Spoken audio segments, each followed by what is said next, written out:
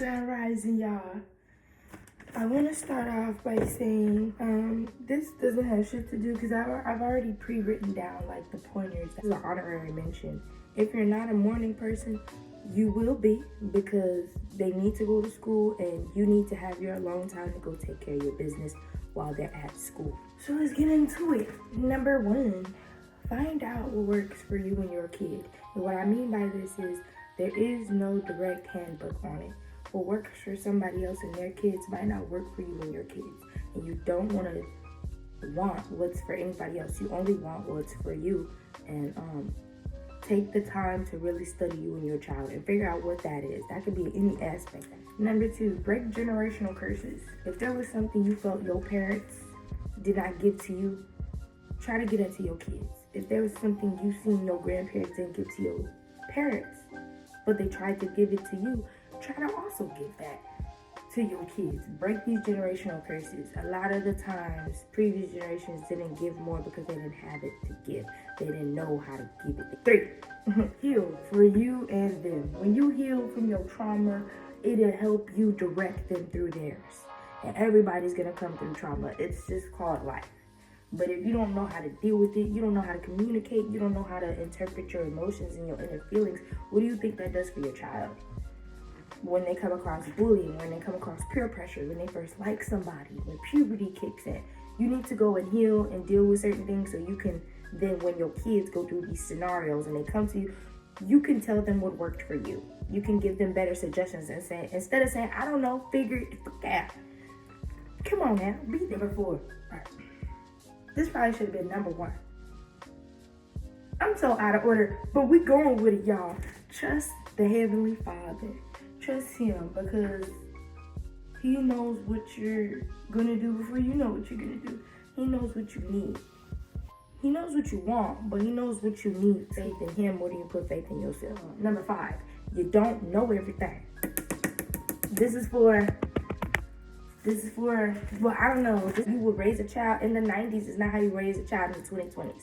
So you don't know everything. It's okay to have a lot of knowledge on something, but when you come in with that mindset that you know everything, you're not necessarily telling your brain to expand to be able to have capacity to learn anything else.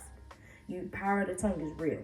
Tell yourself, I don't know everything. So when you come across something that sparks your interest, you can actually open and engage and learn about it and take it in. And that's number 5. You don't know everything. If you're one of them young, want to be fast, it takes a village. Aren't you only one person? Right. You need another 6. Plan and prep as much as possible. You're going to need to plan and prep. Because if you don't, you're just going to be rushing. You're going to be stressed out. And you're going to always be, what did I forget? What did I miss? Do what you need to do to get in the motion. Slow motion is better than no motion. But make sure you keep you some motion. Plan and prep. 7, don't sprint. Enjoy your time with your kids. They're not always going to be big babies. Okay? They're going to grow up and they're going to want to find their own personality. They're going to want to find their own dress code or how they like to style their up.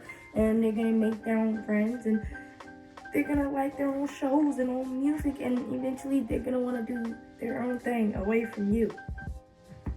You're going to wish they didn't grow up. Okay? 8, money really isn't everything. It really isn't.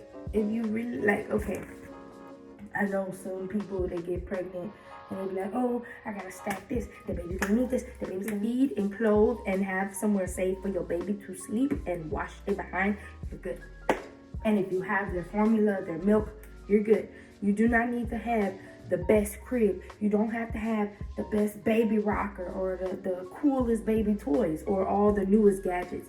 You don't need it. You want it so you can be on these trends with these mamas who have been planning and prepping for these babies. Having babies, funds and prices accumulate very fast. Being a parent, emergencies happen. So don't spend your money on everything, because what you're going to do when you actually need it, you didn't already spent it all. Number 9, adjust and teach your mind to adapt. Every day is going to be the same routine. I just got to do this and they're going to be all right. I just got to do this and they're going to be it's a little bit more hectic. Sometimes it's a little bit more slower. Sometimes it's a little bit more boring. Sometimes it's a little bit less entertaining. Never let your kids see that your world is falling down. Don't never let your kids see that you about to explode or something. You need to be able to adjust and adapt. It's going to teach your kids to adjust and adapt. So when they come across tough situations, they don't just, I can't do it, and freak out. That won't just help you in parenthood. That'll help you in life in general. Last but not least, number 10, find parent friends. But not just any parent friends. Parent friends with children your kids actually have a positive bond with, or actual good things in common interest with. Don't just, oh, you're a parent, let's be friends. What if y'all kids don't get along? Are certain times where kids know how to be a little sneaky and slick and can bully your child without thinking y'all not paying attention, and your kid will be out of fear, not want to say anything. But it is important to have parent friends with kids who have a positive bond and common interest with your child, so it can be a fulfilling friendship for you, for the parents and the kids. Thank you. Honorary mention. Keep in mind that however many kids you have, this is a very important one. However many kids you have is the amount of work you will have to do outside of caring for yourself. Prime example, I got 2 kids, which means not only do I have to wash my ass, feed me, brush my teeth, take care of my hair, make sure my clothes is clean with laundry, make sure my area and my room is clean. You gotta do that for your kids too. So that means every morning I gotta brush 3 teeth, wash 3 faces, get 3 people dressed, feed 3 people breakfast, get 3 people nice and tidy in the car, 3 people ready to go and start and have a good day. You gotta do that every motherfucking day. So take all those tips in. If you still want to have babies, go ahead and babies. Just make sure you have them out of love. Raise what you want to see in your future. Don't just change who you want to change in the mirror. In your kids too, like they mimic you. They just want to please and make you proud. So make sure you be the change you really want to be. Not just for the person in the mirror, but for your kids to copy and go be out in the world when you're not roaming this earth no more. And yeah, if you have questions, concerns, get at me.